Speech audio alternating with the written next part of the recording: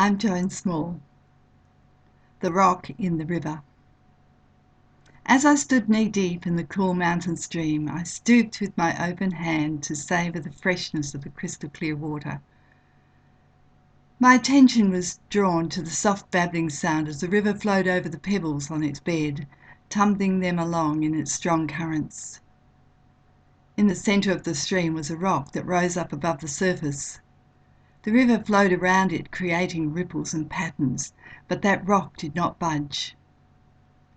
I was about to wade back to shore when something else caught my eye, a small green leaf floating and dancing lightly on the surface as the stream led it this way and that. It brought to mind the flows of our lives. We are born, we grow, change and love, and then we die. Young children are like the leaf, living in the moment and leaping at opportunities for fun, surfing the ripples and enjoying the adventure. With maturity, many people become more conservative and, like the pebbles, are rolled along, getting caught up in striving as they seek after success. They may lose the flow and forget to be in the now as they reach for something bigger and better, more money, more security, and more material possessions.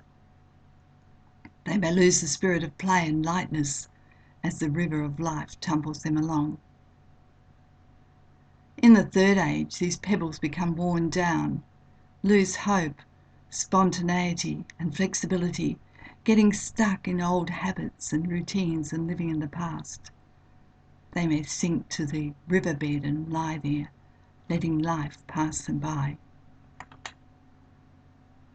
If we don't want to be a pebble, being tumbled and worn down, then we can be like that rock in the river, conscious of our own beingness, true to our essence and standing in our own space.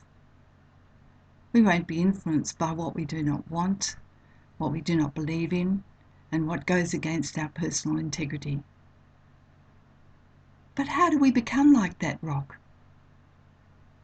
I know what it's like to have someone try to direct my path. For years, my brother tried to coerce me into this scheme or that scheme, and it caused strong emotions between us. Then I learned a valuable phrase, which is a simple, magical tool. If anyone tries to impose his opinions and ideas on me, I simply stop, take a deep breath, and in my mind I say, "That's an interesting point of view." This calms me down and I can choose how I will respond rather than react. When someone comes at us with something unexpected that goes against what we believe about ourselves, the instant reaction is to fight or flee, to resist and react, or to align and agree. None of these is beneficial. They both give energy to the disagreement and make us doubt who we are. The attack may be like a sudden swell in the river, just a ripple, or a tsunami wave, depending on the severity of the perceived threat to our beingness. Emotions arise as we feel the force of the water beginning to shift and toss us like a pebble. By simply saying to ourselves, "That's an interesting point of view," we can choose to do nothing, at least for the time being. We can listen, consider, and mull over the ideas, and calmly and peacefully, while remaining centered and grounded like that rock in the river. Then our reply becomes a well-considered response, based on our instinctive knowing of who we are and how we truly feel about the views expressed. It also allows us to acknowledge the other person's position. This is empowering for both parties and creates respect, connection, and affinity rather than distance. When we respect the other person's ideas and their opinions without resistance or judgment, the love can flow freely. This requires practice, and I'm still practicing. Sometimes I forget to use this magical tool, and I get caught up in an exchange of opinions, or I react against the pressure of being told how I should be.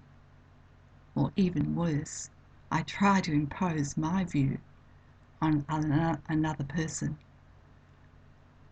When this happens, the affinity and love disappear, and I'm left with yet another lesson. The failures, as much as the successes, prove to me how valuable the simple saying is.